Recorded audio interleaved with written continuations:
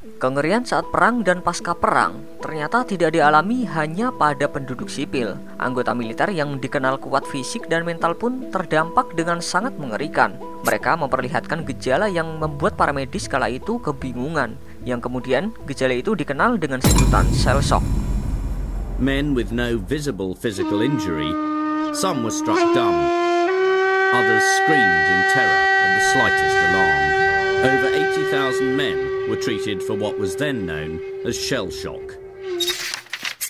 18 Oktober 1916, ketika Perang Dunia Pertama, Harry Farr, seorang prajurit Inggris yang selalu berada di garis depan ketika berperang, dieksekusi mati oleh negaranya sendiri karena dia menolak perintah untuk kembali maju ke garis depan kesekian kalinya. Dia bersama 360 tentara lainnya dieksekusi lantaran disebut sebagai pengecut selama perang besar. Namun sebutan pengecut kepada Harry Farr dan 306 tentara lainnya ini dicabut setelah diketahui kalau ternyata mereka menderita shell shock yang merusak fisik maupun psikologis oleh pengalaman pertempurannya, terutama pemboman berat yang berulang kali dilakukan oleh Harry Farr dan rekan-rekannya di garis depan.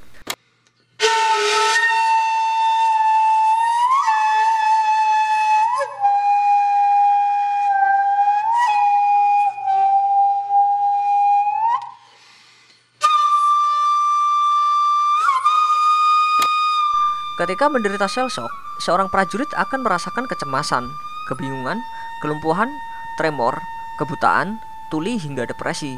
Dan ngerinya, 80% dari korban hasil shell shock ini tidak bisa kembali tugas di militer.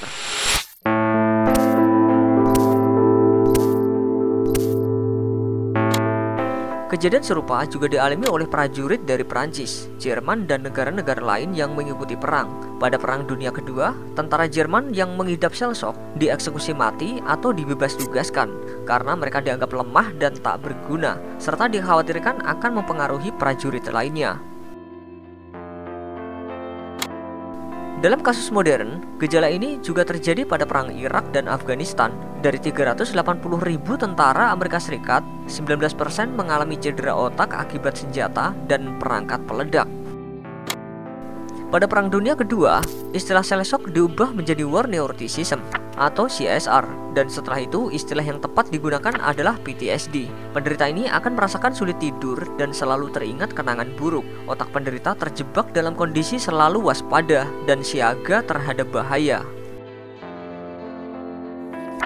Salah satu contoh perawatan pengidap shell shock adalah dengan memberikan aktivitas yang disiplin.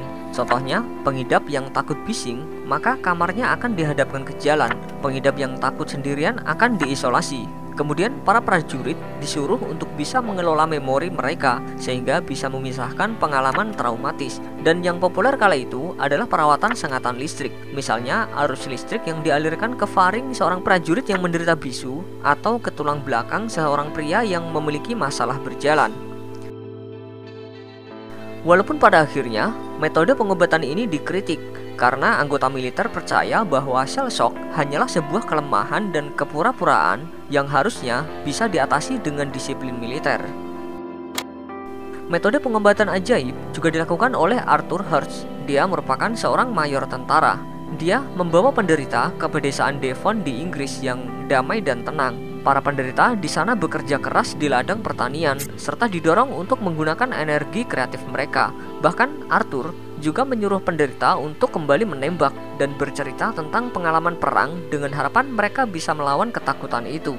Arthur juga membuat film dokumentasi yang berisikan pengobatan dan perkembangan prajurit bernama Pershimik. Dia hampir gila selama perang dengan pemboman besar-besaran. Ketika pertama kali dibawa, Pershimik tak seperti tentara pada umumnya yang gagah. Dia terlihat seperti bayi dan duduk di kursi roda. Di bawah pengawasan Arthur, perlahan-lahan Pershimik memulihkan fungsi fisik yang hilang dan kembali normal.